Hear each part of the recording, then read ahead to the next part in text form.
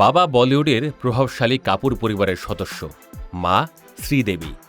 তবু চক্রান্তকারীদের ফাঁদ থেকে কিছুতেই রেহাই পেলেন না জাহ্নবী কাপুর। হাজার হাজার নিষিদ্ধ প্ল্যাটফর্মে নায়িকার আপত্তিকর ভিডিও ছড়িয়ে দেওয়া হয়েছে।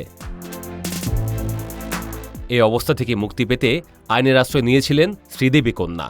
দিল্লি হাইকোর্টে দ্বারস্থ হয়ে অভিযোগ জানিয়েছিলেন নায়িকা। ব্যক্তিত্বের অধিকার রক্ষার দাবিতে করা সেই মামলা আমলে নিয়ে রায় দিয়েছেন আদালত। মামলার প্রাথমিক পর্যবেক্ষণে ৫৫২টি ইউআরএলে অত্যন্ত আপত্তিকর ও পর্নোগ্রাফির সঙ্গে সামঞ্জস্যপূর্ণ কন্টেন্ট পাওয়া গেছে বলে আদালত জানিয়েছেন। সেই সঙ্গে এসব কন্টেন্ট দ্রুত সরিয়ে ফেলার নির্দেশ দেওয়া হয়েছে। তাতেও সন্তুষ্ট হচ্ছেন না এই স্টার কিড। কারণ পেড্ডি নায়িকার মামলায় মোট ৬,৮৮৪টি লিঙ্কের উল্লেখ ছিল। এর সবগুলো সরানোর আবেদন এখনও মঞ্জুর করেননি আদালত।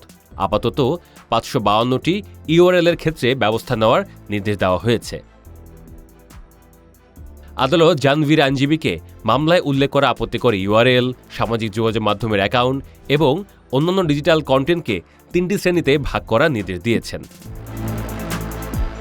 প্রথম শ্রেণীতে রাখা হবে সরাসরি পর্নোগ্রাফির সঙ্গে সম্পর্কিত কন্টেন্ট। দ্বিতীয় শ্রেণীতে থাকবে জাহ্নবীর ব্যক্তিত্বের অধিকার বা পরিচয় ব্যবহার করে অর্থ উপার্জনের উদ্দেশ্যে তৈরি অশ্লীল কন্টেন্ট। তৃতীয় শ্রেণীতে থাকবে জাহ্নবীর ছবি বা পরিচয় ব্যবহার করে পণ্য বিক্রির অসৎ প্রচেষ্টার সঙ্গে যুক্ত কন্টেন্ট।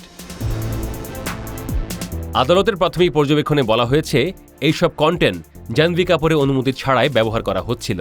ফলে তার ব্যক্তিত্বের অধিকার ও পরিচয়ের অপব্যবহারের অভিযোগটি গুরুত্বের সঙ্গে বিবেচনা করা হয়েছে।